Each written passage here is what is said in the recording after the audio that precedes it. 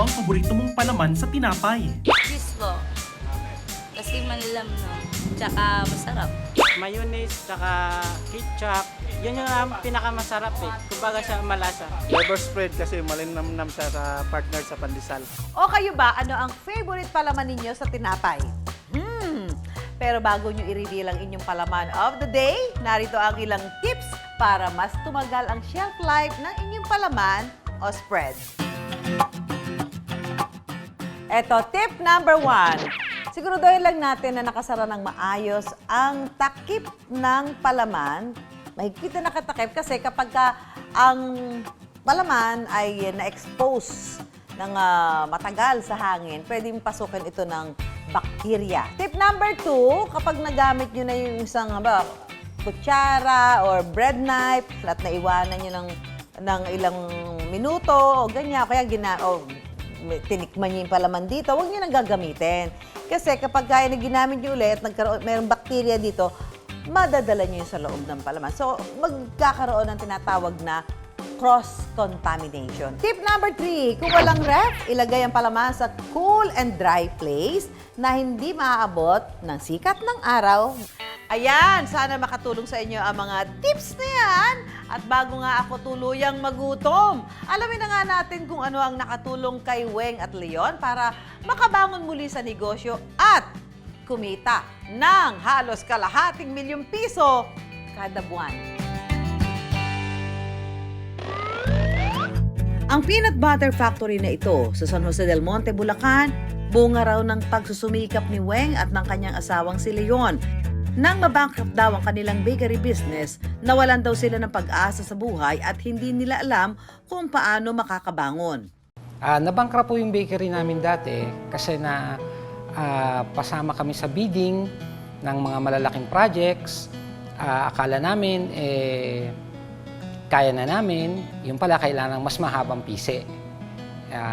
Nangyari, hindi namin pinaya, nagkaipon-ipon ng collection, nagkaroon ng mga utang sa mga suppliers. Kaya, nung una, maayos naman. Pero, pag pala pumasok na yung mga collections, nagpatong-patong na, nagkakaroon na sa huli ng pagsisisihan. Ito raw ang naging dahilan ng matinding pagtatalo ni na Weng at Leon kung saan muntik nang mauwi sa hiwalayan. Pag pala mag-asawa, tapos sarili nyo itong pera na pinagtulungan na i-put up ang isang maliit na negosyo, pag medyo on the rocks na, pati yung relasyon nyo naaapektuhan eh. Iba pala talagang usapin kapag financial. Pero dahil sa pananalig ng mag-asawa sa Panginoon, nanatiling buo ang kanilang pamilya. Muli silang nag-isip ng panibagong negosyo dahil pareho silang walang inaasahang trabaho.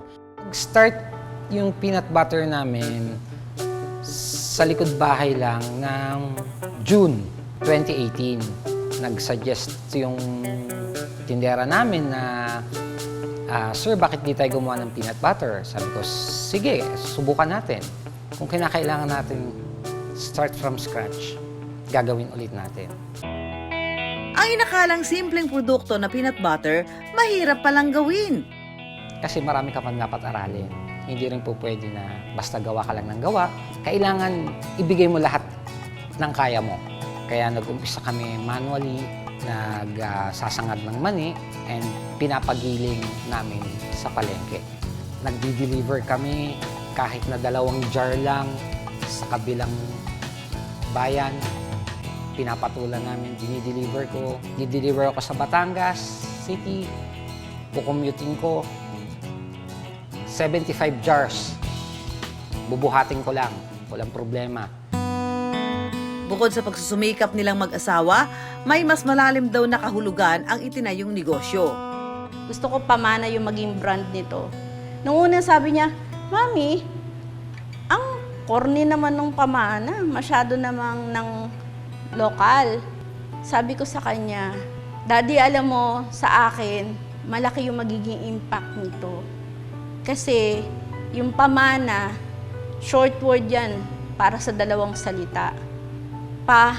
Palaging, mana, manalangin. Nung time na sobra yung nangyaring breakdown sa buhay natin, hindi naman tayo talaga gumive up. Galing sa natirang pera ng bakery noon ni Weng at Leon ang 75,000 pesos na ipinuhunan nila sa kanilang peanut butter business. Biglang nag-move talaga yung product. Nakapag-umpisa na kaming makapag-invest sa sarili naming mga machines. Ang peanut butter kasi, paborito ng Pinoy yan eh.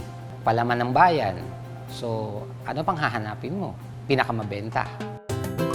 Nag-umpisa sila sa 3 kilong mani. Ngayon, nakakaubos na sila ng 600 kilo o 12 sako ng mani kada araw. Umaabot sa 3,600 na bote ng peanut butter ang naibebenta nila kada linggo. Naibebenta ni Weng at Leon ang kanilang original peanut butter mula 82 hanggang 193 pesos depende sa laki nito.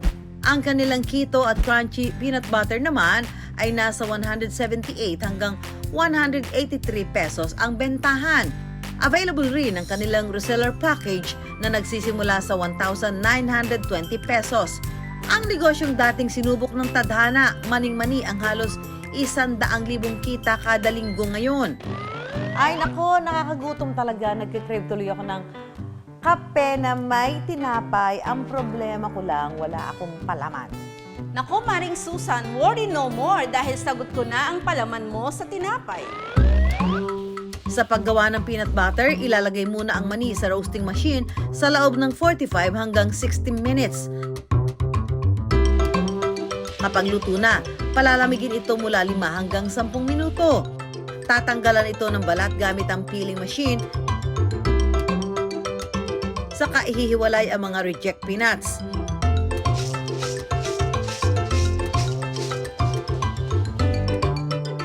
Lalagyan ng oil at titimplahan ng gatas at asukal habang nasa pre-mixing machine.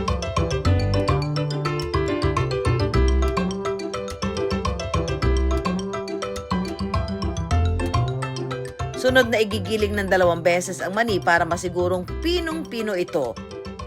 Importante raw na ma-achieve ang tamang lapot o consistency nito bago ilagay sa garapon at iseal. Ayan, ako, salamat. Dumating din ang aking peanut butter from Maring Weng. Nako. Okay, ito talaga gustong-gusto ko itong peanut butter na to, itong pamana. Kasi yung consistency ba nung kanyang, yan, hindi siya malapot na malapot, hindi rin naman siya malabnaw na malabnaw, hindi rin siya matamis, tama lang. Saktong-sakto lang. Actually, paborito ko talaga itong peanut butter na to. Bago pa to.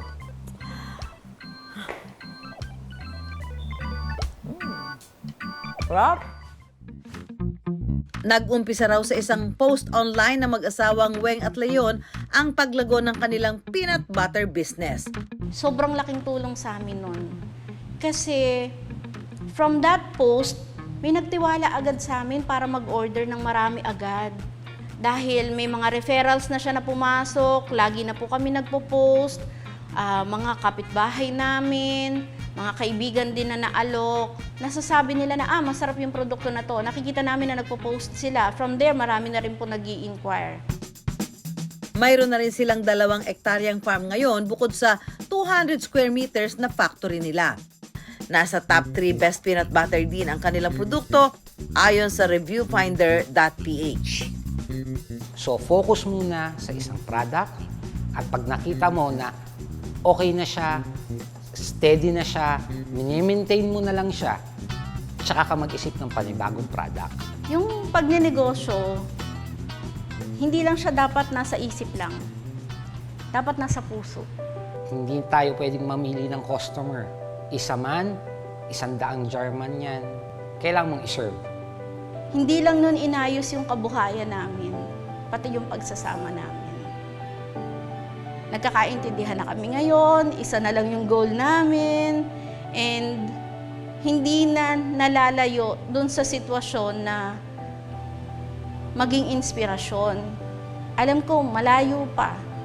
Pero from 2018, malayong malayo.